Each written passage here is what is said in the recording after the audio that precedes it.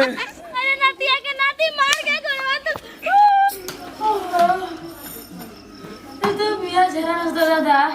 हो एगो दगलवा बात सुरतावा ला कि दिन भर के कहां मरला आया के कहले नु दोनों टंगरी पसार देला कहले कि दबाव एक त दिन भर एने काम करी रात भर उनकर गोहन दबाई ए सुन तड़ू तनी कपड़ा दबा ना दो बड़ी नरेटी ना दबा दी कपड़ा दबा दी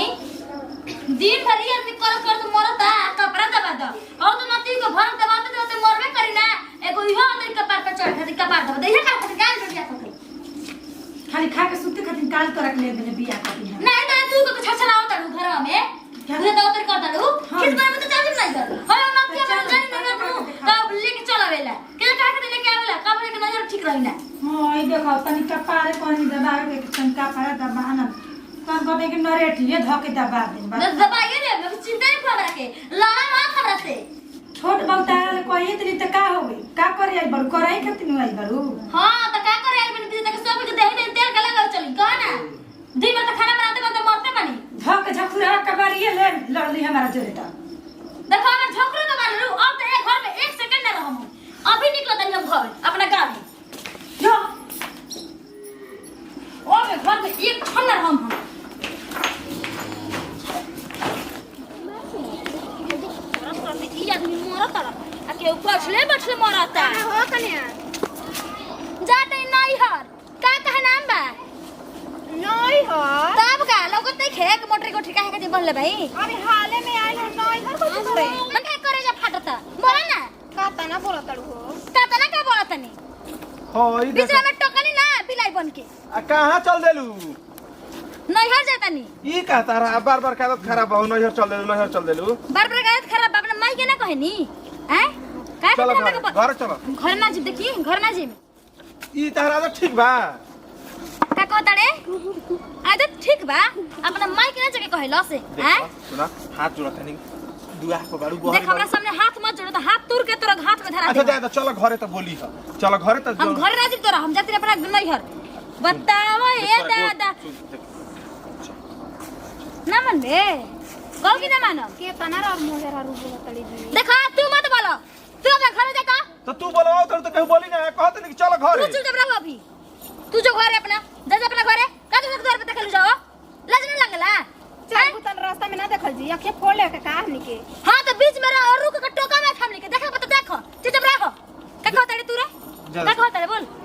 बोल चलो घरे चलो देखो आई गांव घर सुनली बार इज्जत नहीं के हमारो देखू अगर तोरा इतना इज्जत के परवाह रहित न बेटा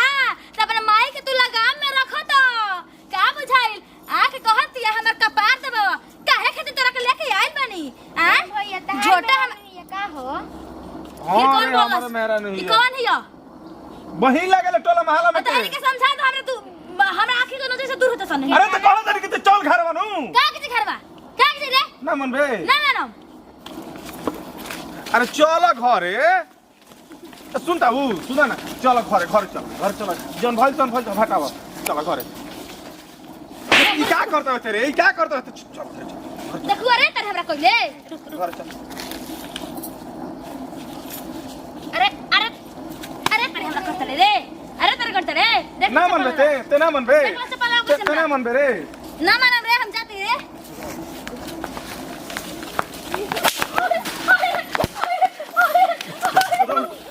ना मन बे कबे तोरा के आदमी सुरक्षित ना मन बे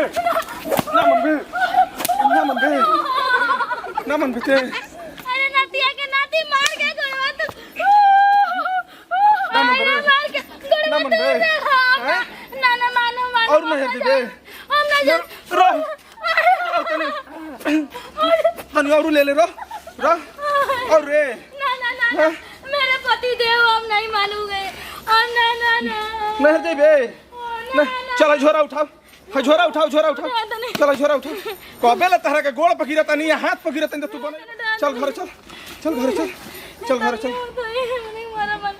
डंडा दी हम ना मेरे पति देव जी हां डंडा दिखली चल घर चल फिर भागता रे ना मन बे आई तो फिर है ना भागबे रही रह देते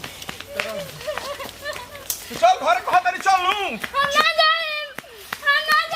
जान ले मार के पैसा वाला मार तो मर जीबे चल घर चल घर हम ना जाए घर चल घरे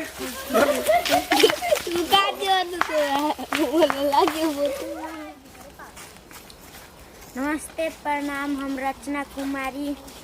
नमस्ते प्रणाम, हम सरिता देवी। नमस्ते प्रणाम, हम पूजा सिंह। नमस्ते प्रणाम, हम नेहा सिंह कुशवाहा। नमस्कार प्रणाम भैया, हम सिंगर अनुज यादव और हमनी के वीडियो लगातार बनावत नहीं जा जो चैनल का नाम पीके यादव फिल्म्स और आप लोग देखी जाए और ज़्यादा से ज़्यादा दुलार प्यार दी जाए। अच्छा वीडियो लगाता तो लाइक शेयर सब्सक्राइब जरूर करी जाए ना हो।